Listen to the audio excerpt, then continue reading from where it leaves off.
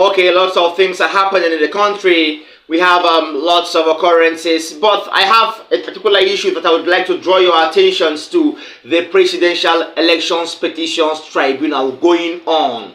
It has been back again, and this time around hot and with more intriguing and fearful occurrences. Before I go further, my name is Angelo, your anchor. This is Nation's Voice Tower. Now, I have updates. In fact, the most recent and the most legitimate and the most current update on the ongoing presidential elections petitions at the Court of Appeal. I would not like to say much on this because I would love you to listen to it yourself. But the bone of contention is the counsel to the Shetima and Asiwaju and APC, that is Wole Olanipe-Kun, Senior Advocate of Nigeria, has filed his own address with lots of jargons, and then the counsel to the Labour Party, Dr. Levi Uzouku, Senior Advocate of Nigeria, has also filed a counter address. So that is the update. Listen to it and watch the video yourself. Stay tuned. Hearing petitions challenging the outcome of the presidential election won by Bola Tinibu of the APC has reached its final stage, with the counsel to the parties turning in their final arguments. For Atiku, who is Nigeria's former vice president, in a 44-page document filed at the Presidential Election Petition Court, the electoral body INEC was on all grounds wrong to have declared Tinibu winner of the presidential election. On securing 25% of the votes of the Federal Capital Territory to emerge president, Atiku said Abuja is the seat of power of the Nigerian leadership, a convergence of all federating units of the nation. He says FCT has a special status as a miniature Nigeria in such a way that any elected president must compulsorily win the required 25% vote. More so, he adds that the president, in this case Bola Tinubu, is not expected to be a tenant in his seat of power. On the purported technical glitch that marred the presidential polls, Atiku said it was unreal and self-induced, stating that INEC's failure to report it to Amazon Web Services, owners of the server, is proof enough of that fact. The PDP presidential candidate said it's unreasonable for INEC not to report a problem on a project to which the country committed the sum of 355 billion naira. The issue of forfeiture in the US, Guinean citizenship, and alleged certificate forgery are among the arguments put forward by Atiku in his final written address as he prayed the court to nullify Tinubu's electoral victory at the presidential polls. Labour Party presidential candidate Peter Obi said Bola Tinubu and Kashim Shettima went too low when they claimed raising the issue of non-transmission of results electronically was an invitation to anarchy. Obi says the APC's submission amounts to cheap and destructive blackmail intended to target Nigeria's judiciary and constitution. Every other aspect of Labour Party's reply, from securing 25% votes in the FCT to the forfeiture of $460,000 to a US court, is the same as those of Atiku Abubakar of the PDP. No date has been fixed yet for the parties to come and adopt their final written addresses. All right, can we say now that we're getting somewhere? Yes, we're getting somewhere because the tribunal is supposed to rule over this in the coming weeks, and then we'll see what happens. Lots of occurrences are surrounding the tribunal, and I hope that these occurrences are untrue because the tribunal is on trial. I would say it again and again. It is not Peter Obi, nor is it Kashim Shettima, nor is it Asiwaju Bola Ahmed Tinibu INEC that is on trial. The judiciary is also on trial. All eyes on the judiciary. So let's see what happens over time. Now, the truth is, lots of issues have brought about the break of welfare, suffering, and economic crunch in Nigeria. Lots of people are complaining, lots of families are crying, hunger everywhere, poverty everywhere. Why? The recent hike in fuel pump price.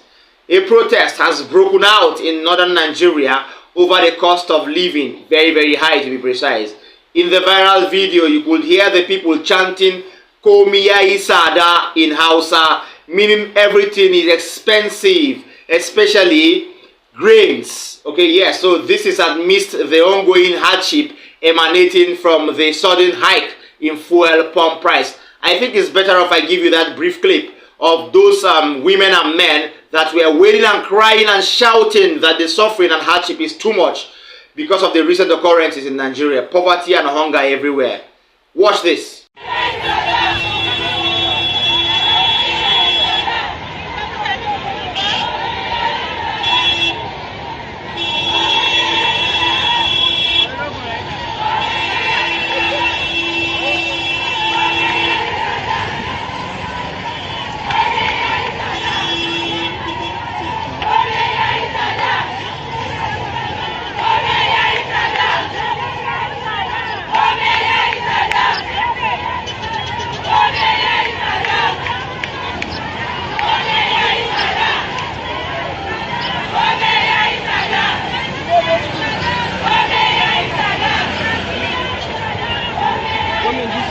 Oh, so sad.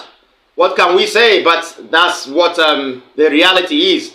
Lots of people are crying of hunger, hardship, no money, no welfare, no jobs, all right? Insurgency everywhere. So what can we say we have? What has this new administration offered us?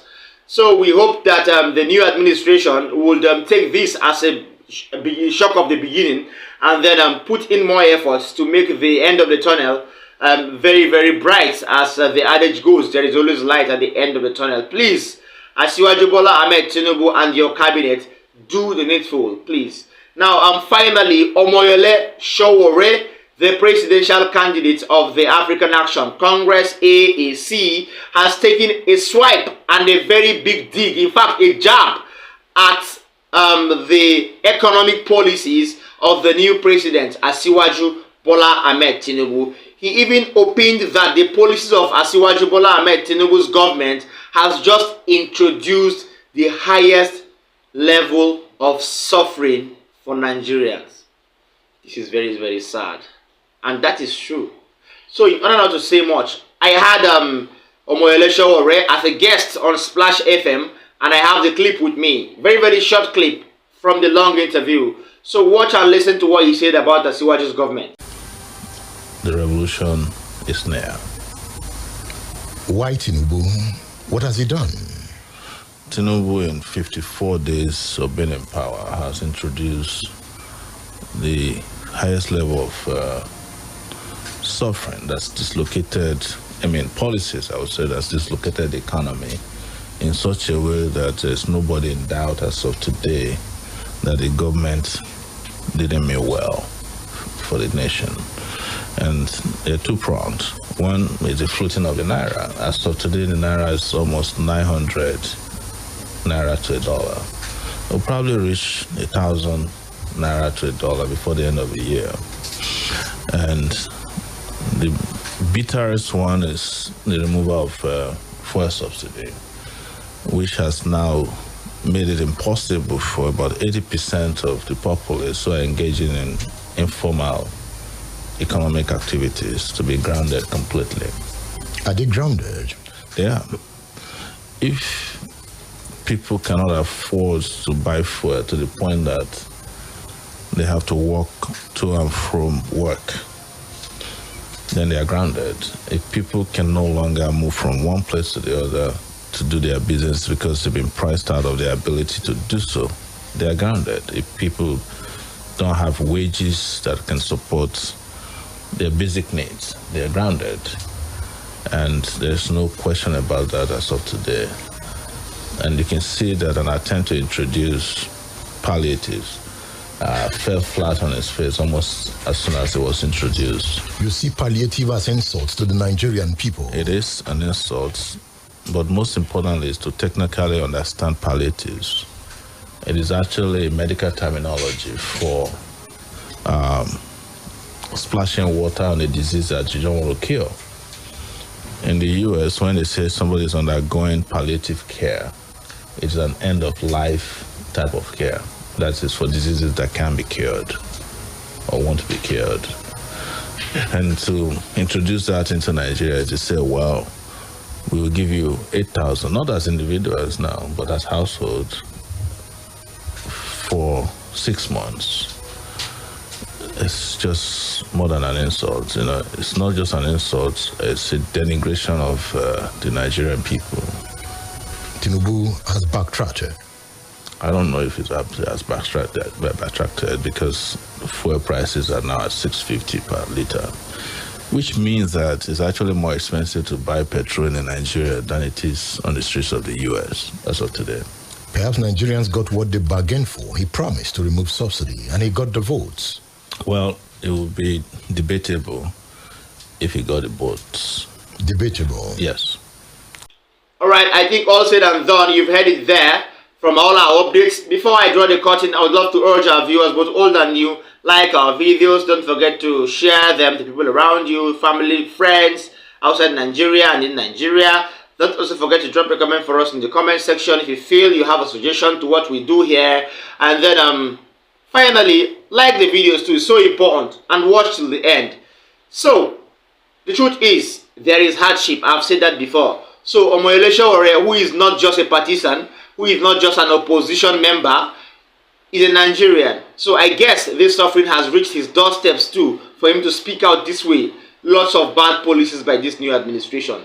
We hope for the better, and we hope that policies are made that will not endanger the lives of Nigerians or the welfare or security of Nigerians, but that will uphold and advocate for the comfortability and even distribution of the national cake to all Nigerians at large and in diaspora. Thank you so much for staying with us. From us at Nation's Voice Tower, we're drawing the curtain here. See you next time in my next update. Bye.